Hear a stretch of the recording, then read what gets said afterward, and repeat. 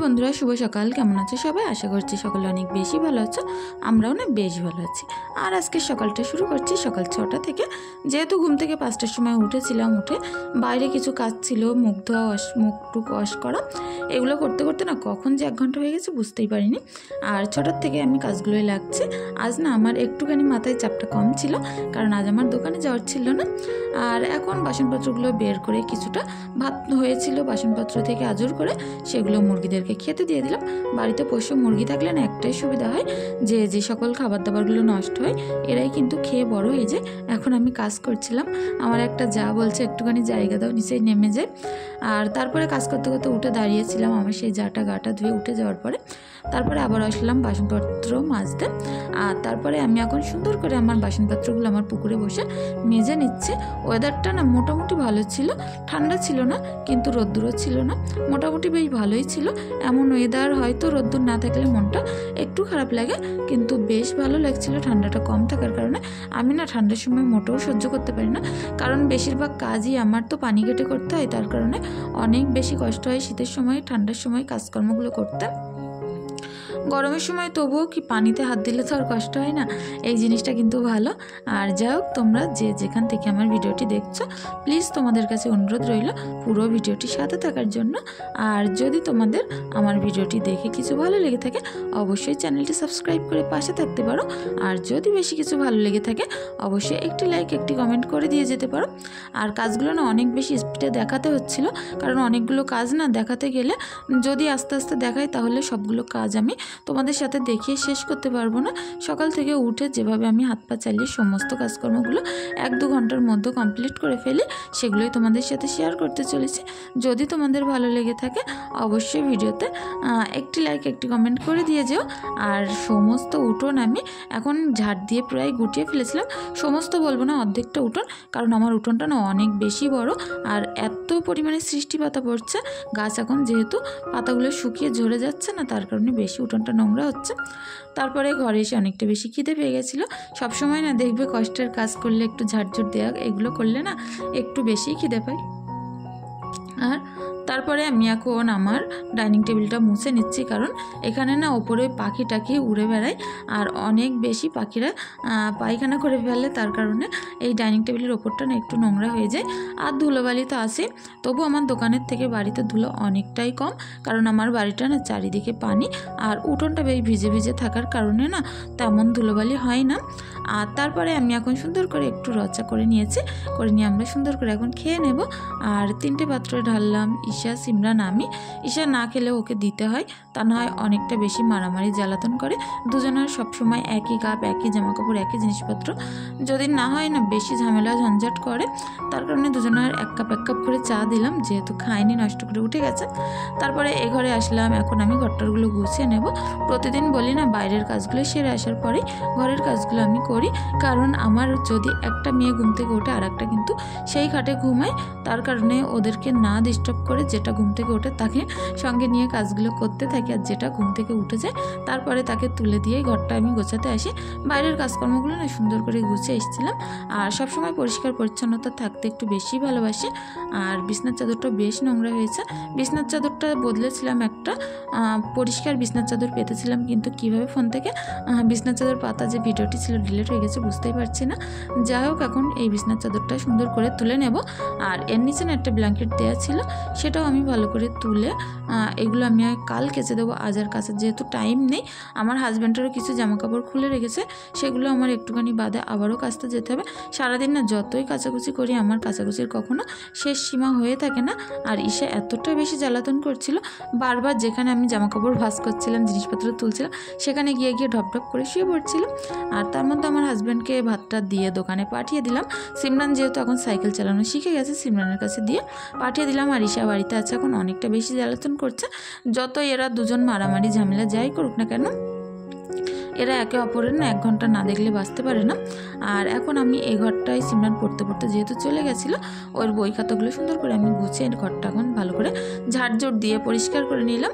আর ঈশা যেহেতু কান্নাকাটি জ্বালাতন করে, সবসময় ওর জন্য লজেন্স বিস্কুট হাতের কাছেই রেখে দেয়।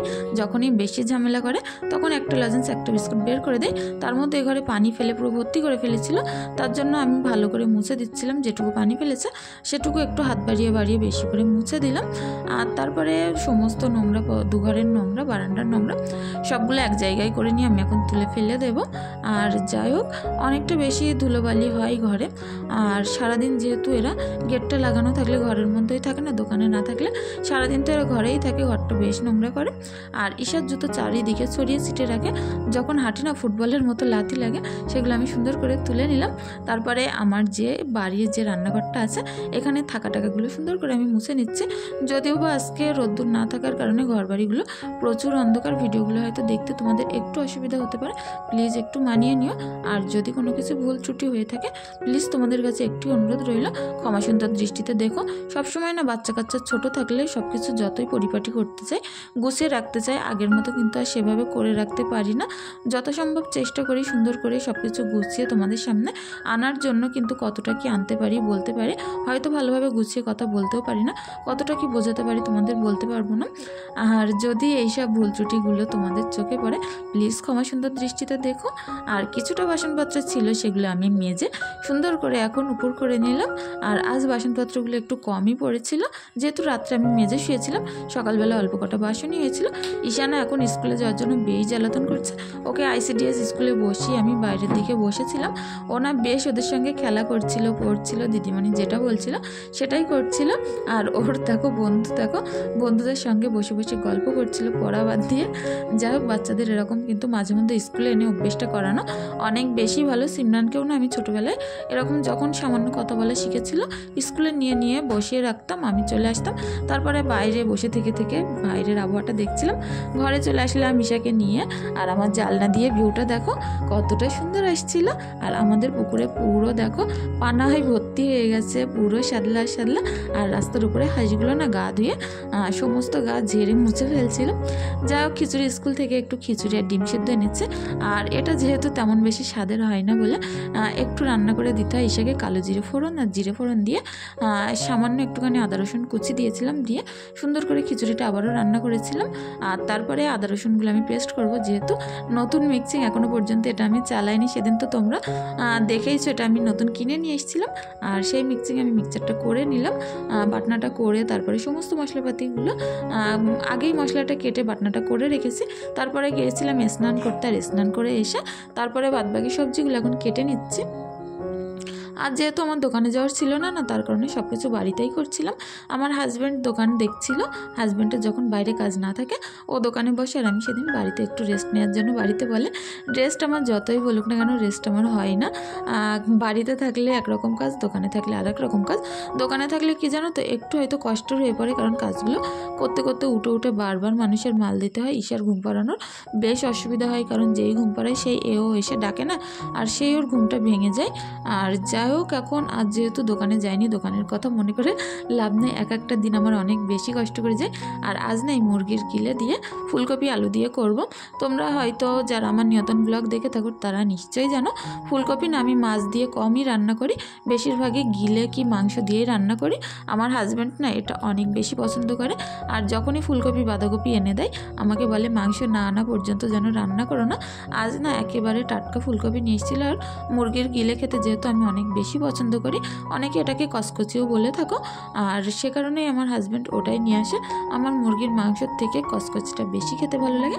তার মধ্যেও চাল পাঠিয়েছিল অল্প একটু, সেগুলো সুন্দর করে হাঁড়িতে ঢেলে দিয়ে পানি দিয়ে নিয়েছিলাম হাঁড়ির ভিতরে দিয়ে। এখন উনুন পাড়ে চলে আসলাম। আর উনুনটা ধরাতে বেশ একটু অসুবিধাই হবে, যেহেতু বাড়িতে তেমন রান্নাবান্না করা হয় না। আর আমার এই পাইপের উনুনটা মিনিমাম 4 বছর থেকে 5 বছর বয়স হয়ে গেছে, এখনও পর্যন্ত বেশ ভালো আছে। কিছু সময় এর থেকে মাটি ঝরে পড়ে যায়। আর সেই মাটিগুলো আমি আবার সুন্দর করে এর গায়ে লাগিয়ে নেই, উনুনের গায়ে। তবে আবার বেশ সুন্দর হয়ে যায়, লেপা মোছার পরে না উনুনটা দেখতে বেশ ভালো লাগছিল।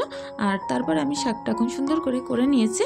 আর শাকের মধ্যে লাস্টেই আমি কাঁচা লঙ্কা অ্যাড করব, কারণ ঈশা যেহেতু শাক দিয়ে ভাত খাবে দুপুরবেলা, তার কারণে লঙ্কাটা লাস্টে অ্যাড করলে ঝালটা কম হবে, ও কিন্তু বেশ ভালোই খেতে পারবে।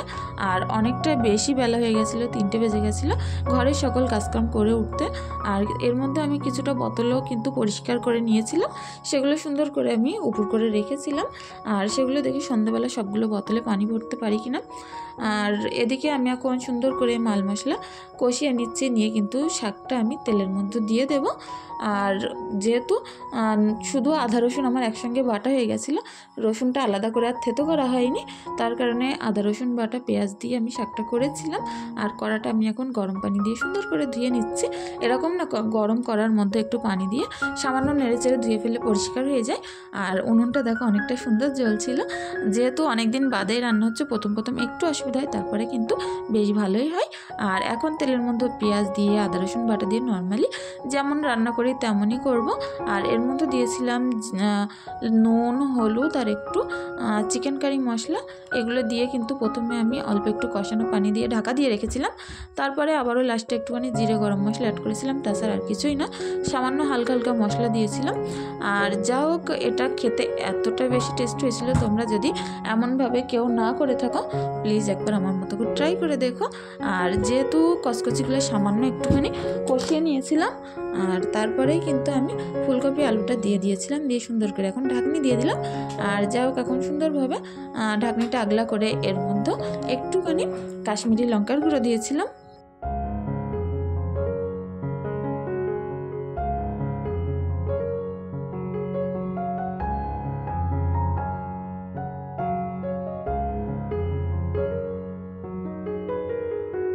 রান্না করতে করতে না ঈশা অনেকটাই বেশি জ্বালাতন করছিল, ওকে তুলে নিয়ে এসে ফিটারটা হাতে ধরিয়ে দিয়ে দুধটা আমি এখন সুন্দর করে জাল করে নেব। আর ওদিকে উনুনে কিন্তু আমার রান্নাটা হচ্ছিল। যাই হোক, ইন্ডাকশন এখন সুন্দর করে দুধটা জাল করে নিলাম, আর তারপরে আমি বাদবাকি কাজকর্মগুলো করব। প্লিজ তোমরা আমার সাথে থেকো, পুরো ভিডিওটি দেখতে থাকো, অনেক বেশি ভালো লাগবে। আর এখন দেখো উনুনের জালটা যেহেতু আস্তে আস্তে জ্বলছিল, পুরো মাংস থেকে তেলটা উঠে এসেছে, তখন আমি কষিয়ে এর মধ্যে একটুখানি পানি দিয়ে নিলাম, দিয়ে কিন্তু সুন্দর করে নেড়ে চেড়ে একটুখানি জিরের গুঁড়ো, গরম মশলার গুঁড়ো আর একটুখানি ধনিয়া গুঁড়ো অ্যাড করেছিলাম। ওদিকে আমার ভাতটা সুন্দর উতলে গেছিলো, আর ভাতটা নেড়ে দেখছিলাম প্রায় হয়ে গেছে। যাই হোক, এভাবে এখন ঢাকা দিয়ে বেশ কিছুক্ষণ রেখে দেবো, দিলেই হয়ে যাবে। আর তা বাদে উনুনের পাটটারগুলো যেগুলো কাঠ নিয়ে এসে নোংরা হয়েছে, সেগুলোও কিন্তু আমি একটুখানি ঝাড় দিয়ে নেবো। ভাতটা এদিকে বসালাম, কারণ এদিকের জালটা না অনেক বেশি জোরে জ্বলছিল। আর উনুনের পাটটারগুলো আমি এখন ঝাড়ঝুট দিয়ে পরিষ্কার করে নিয়ে একটা গামলায় এখন পানি বসিয়ে দিয়েছি। আমার হাজব্যান্ডের কিছু জামাকাপড়, ও যেহেতু বাইরে কাজ করে না, প্রচুর নোংরা হয় ওর জামাকাপড়, একটু উষ্ণ গরম পানি দিলেই জামাকাপড়গুলো বেশ সুন্দর তাড়াতাড়ি পরিষ্কার হয়ে যায়। হাতে যখন বেশি টাইম না থাকে তখন আমি এভাবেই জামাকাপড় পরিষ্কার করে থাকি। আর যেহেতু এখন 3:30 4টে প্রায় বাজতে গেছে, অনেকটা বেশি খিদে পেয়ে গেছিলো, জামাকাপড়গুলো ভাবছিলাম রেখে দেবো, পরে কাচবো না কি করব। তারপরে আবারও ভাবলাম যে না, রেখে দিলে সে কাজটা করতে পরে গেলে আলসেমি একটা ভাব চলে আসবে, তার কারণে সেই এখনও পর্যন্ত খেতে পারিনি।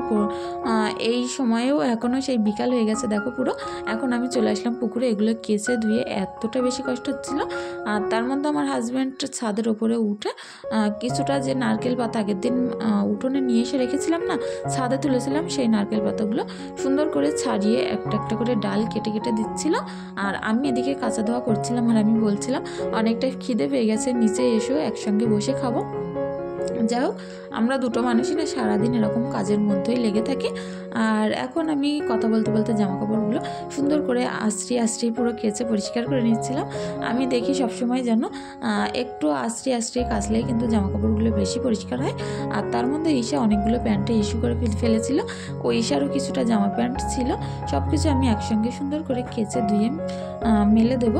বাইরে মেলে দেবো, একটুখানি বাদে আবার তুলে নিতে হবে, কারণ এখন তো বিকালবেলা আর বেশি শুকাবে না। আর দেখো গামলাটা যে চুলোর ওপরে দেয়া ছিল তাতে কালি ছিল, আমার মনে ছিল না, কোমরে করে এনে আমার পুরো নাইটিতে কালি হয়ে গেছিলো, সেটাও সুন্দর করে ধুয়ে ফেলেছিলাম। আর তারপরে আমি এখন ডাইনিং টেবিলে ভাতটা দিয়ে এখন আসছি সন্ধ্যাবেলা। আর ঈশার যেসব জামাকাপড়গুলো কেচেছিলাম সেগুলো না আমি এখন সন্ধ্যাবেলা দড়িতে মেলে দিচ্ছি।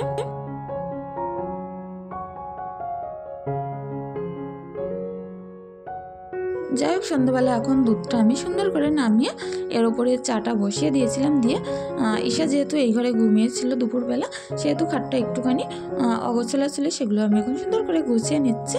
আর গোছানো জিনিস বলি না বেশি ভালো লাগে। আর ঈশা দেখো ওই দিক থেকে আবারও কিন্তু জোর জবরদস্তি খাটে উঠে গেছে। আমি খাট থেকে ওকে নামিয়ে মোটে রাখতেই পারি না, যেই নামাই আবার সেই কিন্তু উঠে যায়। যাই হোক, এখন সুন্দর করে খাটটাটগুলো পরিষ্কার করে নিলাম, নিয়ে চাটাগুলো ঢেলে আমি এখন সার্ভ করে নেব। আর সন্ধ্যাবেলা একটু দুধ চা করেছিলাম, এটাই আমরা খাবো। আর তারপরে দুধ চাগুলো ঢেলে নিয়ে একটু পাঁপড় নিয়ে সন্ধ্যাবেলা এইভাবেই কিন্তু খেয়ে নিচ্ছে।